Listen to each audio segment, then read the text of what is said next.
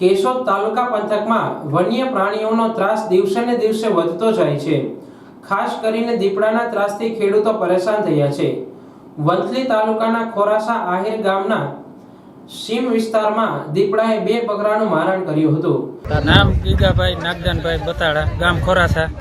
અમારે ત્યાં દીપડો આજ 4 વાગે આવેલો હતો, ત્યાં મારણ કરેલ છે। 2 બકરાને મારી નાખ્યા અને 1 ઘાયલ।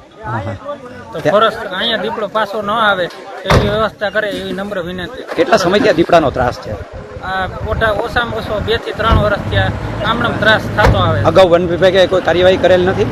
પકડી જાય છે પણ હવે પાછા મુકતા હોય કે શું હોય એ તો હવે ફોરેસ્ટ વિભાગનો પાછા આવી જાય। આજે જે હુમલાની ઘટના બની કઈ જગ્યાએ બની હતી? ત્યાં ખોરાસાની સિત્રીની બાજુમાં વીણી કહેવાય ખોરાસાની, ત્યાંથી 2 કિલોમીટર દૂર કેશોદ તાલુકાના ચિત્રી ગામે દીપડાએ મહેશભાઈ મકવાણા નામના ખેડૂતને ત્યાં તેમના નાના બાળક પર દીપડાએ હુમલો કરતા બાળકને બચાવવા જતા દીપડાએ તેના પિતા ઉપર હુમલો કર્યો હતો, જેમાં બાળકનો આબાદ બચાવ થયો છે।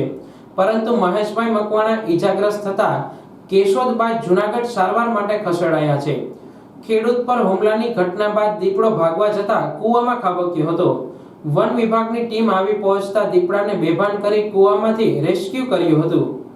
વન વિભાગના સ્ટાફે બેભાન દીપડાને અમરાપુર એનિમલ કેર સેન્ટરમાં સારવાર માટે ખસેડ્યો છે। મારું નામ હરેશભાઈ કાળાભાઈ સેહાર, માજી સરપંચ સિત્રી ગામ। આજ અમારા ગામમાં દીપડો આવ્યો અને મારણ કરીને એક ઓસરીમાં બેઠો હતો। ફોરેસ્ટર ખાતાવાળા આવી અને ત્યાંથી તૈગડો તો બીજાની ઘર પાસે એને હુમલો કર્યો આદમી ઉપર અને એને અત્યારે હોસ્પિટલમાં લઈ અને જુનાગઢ લઈ ગયા છે। પછી ત્યાંથી ભાગી અને સીધોથી કૂવામાં પડી ગયેલ છે અને આ ફોરેસ્ટર ખાતાવાળા આવી અને આખે કાઢી અને કમ્પ્લીટ કરીને અટાણે દવાખાને લઈ ગયા છે। શું દીપડાની પરિસ્થિતિ શું છે? દીપડાની પરિસ્થિતિ અટાણે એને 2 ભાનનું નિશાન દીધું છે, 2 ભાનમાં છે। દીપડાના હુમલા સહિત કૂવામાં ખાબકવાની 3 કલાકના ઘટનાક્રમ દરમિયાન ગામ લોકોના ટોળે-ટોળા ઉમટી પડ્યા હતા। કોઈ અનિચ્છનીય બનાવ ન બને તે માટે કેશોદ પોલીસ ઘટના સ્થળે દોડી આવી હતી। ગામ લોકોએ 2 વર્ષથી દીપડાનો ખોફ હોવાના આક્ષેપ કર્યા છે। મારું નામ છે મકવાણા પરેશ અશ્વિનભાઈ, ગામ ચિત્રી મારું।